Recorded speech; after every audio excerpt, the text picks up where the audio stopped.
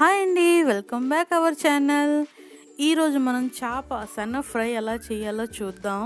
ఎందుకంటే ఇది చాలామందికి చేప గుడ్లు అంటారు, చేప సన్న అంటారు. కానీ ఇది చాలామందికి తెలీదు ఎలా చేసుకోవాలి ఏంటి అని. అందుకే చాలామంది చేపలు తీసుకునేటప్పుడు మార్కెట్లోనే వదిలేస్తూ ఉంటారు, ఇది అవసరం లేదు అనేసి. కానీ దీని టేస్ట్ మీరు ఒక్కసారి చూసారంటే మాత్రం చాలా బాగుంటుంది. అసలు వదలనే వదలరు. అందుకే నేను ఇన్నిసార్లు చాలా బాగుంటుంది, చాలా బాగుంటుంది అని చెప్తున్నాను.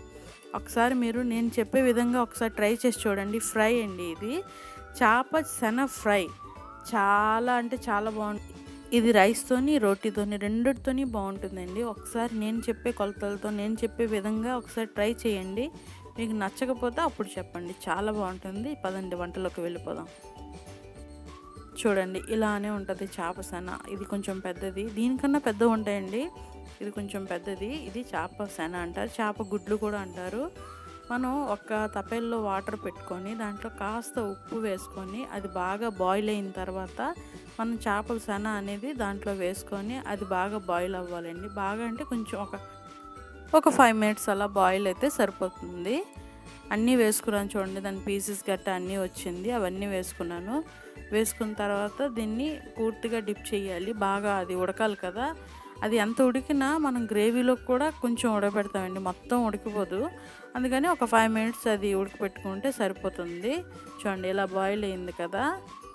ఇప్పుడు మనం గరం మసాలా దినుసులు చూద్దామండి. దానికి కావాల్సింది గరం మసాలా పేస్ట్ కావాల్సింది ఐటమ్స్: గసగసాలు 1 స్పూను, యాలకుపళ్ళు ఒక 5, మిరియాలు ఒక 5, ధనియాలు 1 స్పూను, బిర్యానీ ఆకు 3, స్టార్ పువ్వు 1 లేదా 2, దాల్చిన చెక్క ఒక 3, లవంగాలు ఒక 4, ఎల్లుల్లిపాయ 1, ఒక ఉల్లిపాయ అయితే సరిపోతుందండి. ఇవన్నీ దాంట్లో వేసుకొని చిన్న అల్లం ముక్క కూడా వేసుకోవాలి. అల్లం ముక్క వేసుకోవడం మర్చిపోయాను, అందుకే మీకు చూపిస్తున్నాను. ఇగోటి ఎలా పేస్ట్ చేసుకోవాలండి. చూడండి ఇదంతా బాగా పేస్ట్ అయిపోయింది కదా. ఇప్పుడు మనం ఆనియన్ ఒక 2 చిన్న చిన్నగా కట్ చేసుకోవాలి. పచ్చిమిర్చి ఒక 4-5, కరివేపాకు ఒక 2 రెమ్మలండి. చూడండి మనం ఉడకబెట్టుకొని కట్ చేసుకునే శనండి. ఇప్పుడు మనం ఒక కడాయి పెట్టుకొని దాంట్లోని ఆయిల్ కొంచెం ఎక్కువ పడుతుందండి, 1 కప్పు ఆయిల్ వరకు వేసాను. ఇప్పుడు ఆనియన్ వేసుకొని అది బాగా ఫ్రై చేసుకోవాలండి. అది కొంచెం బాగా ఫ్రై అయ్యేటప్పుడు మనం దాంట్లోని కరివేపాకు వేసుకోవాలి. వేసుకొని బాగా ఫ్రై చేసుకోవాలి. అది గోల్డెన్ బ్రౌన్ కలర్ వచ్చే వరకు ఫ్రై చేసుకోవాలి. చూడండి ఈ కలర్ వచ్చింది కదా. ఇంకా కొంచెం గోల్డెన్ బ్రౌన్ అయితే బాగుంటుంది కర్రీలోకి. చూసారా ఇలానే ఇంకా కొంచెం బ్రౌన్ అవ్వాలండి. కొంచెం మనం ఫ్రై చేసుకుంటే బాగుంటుంది, లేదా పచ్చి పచ్చిగా ఉండి అది అసలు ఫ్రైలో ఏం బాగోదు. ఇప్పుడు మనం బాగా ఫ్రై చేసుకున్నాం కదా. ఇందాక నూరిన మసాలాని మనం మొత్తం ఇందులో వేసుకున్నామండి. ఎంత మసాలా అయితే పేస్ట్ చేసుకున్నామో ఆ మసాలా మొత్తం ఇందులో వేసుకున్నాను.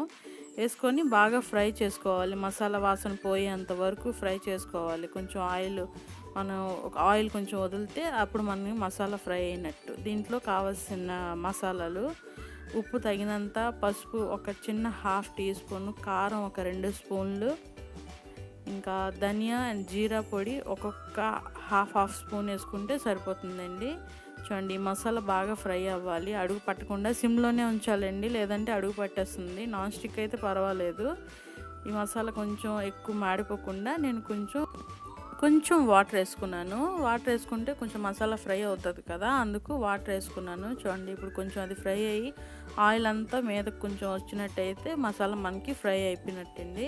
ఇప్పుడు మనం ముక్కలు అది కట్ చేసి ఉంచుకున్నాం కదా, ఆ ముక్కల్ని దాంట్లో వేసి ఆ మసాలా మొత్తం ముక్కలకు పట్టేటట్టు ఫ్రై చేసుకోవాలి.